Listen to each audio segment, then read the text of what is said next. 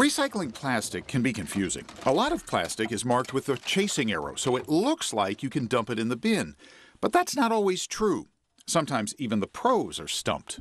Got a chasing arrow number 7. So you might think it's recyclable.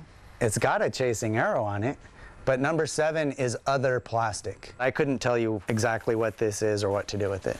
Martin Bork runs the Ecology Center in Berkeley, one of many Bay Area businesses that pick up your recycling, then sort it out and try to find people who will buy the material to make it into something else. Finding buyers for some types of plastic is especially tough.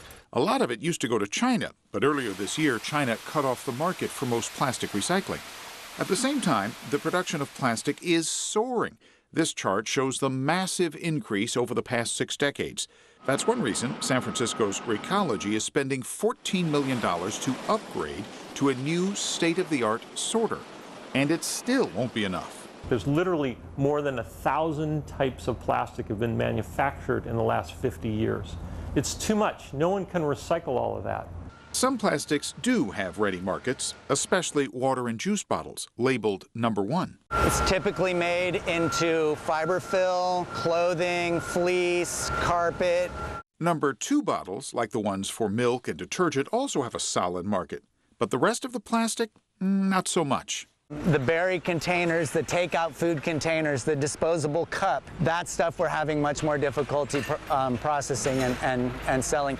Even though it's hard to find buyers, most recyclers still do accept those items because their contracts require it. They're bundled into massive bales of mixed plastic. Right now, the Ecology Center is paying $75 a ton to send that mixed plastic to a processor in Southern California. What they're telling us is about 60% is being recycled and about 40% is going to landfill right now. We're absolutely in a recycling crisis here in California.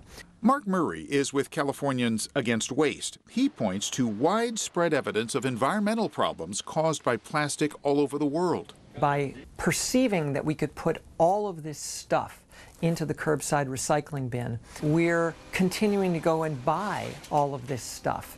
And we're giving the manufacturers a free ride. They have no responsibility for the environmental impacts of the products and packaging. We reached out to the American Chemistry Council, which often speaks for plastic manufacturers. The council would not do an interview, but referred us to the Recycling Partnership. That's a nonprofit funded by some of the world's largest manufacturers and brands that use plastic. The partnership has spent millions of dollars working to improve recycling around the country.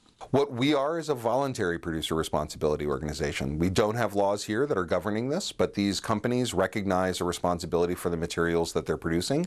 That's a start, but the California Product Stewardship Council says manufacturers need to do a lot more to make products that are biodegradable or more easily recycled, and to pay for problems created by so much plastic in the environment. The council urges all of us to think before we buy. Vote with your dollars. Buy from companies that use recycled content, that don't use plastic if you can avoid it, and that reduce their packaging. Heidi Sanborn is talking about things like this that you might have shipped to your home. A wool blanket shipped in a box so large that it has to be packed with plastic packing material. Get online. Tell that company, I don't want it this overpackaged. I will not buy from you again if you continue to overpackage. Now, you can help build a better Bay Area by following your recycler's rules. Check out our Take Action page at ABC7News.com. We've listed links to every Bay Area recycling agency, and there's also a form where you can submit questions. We'll answer them. Just search the word recycling on ABC7News.com.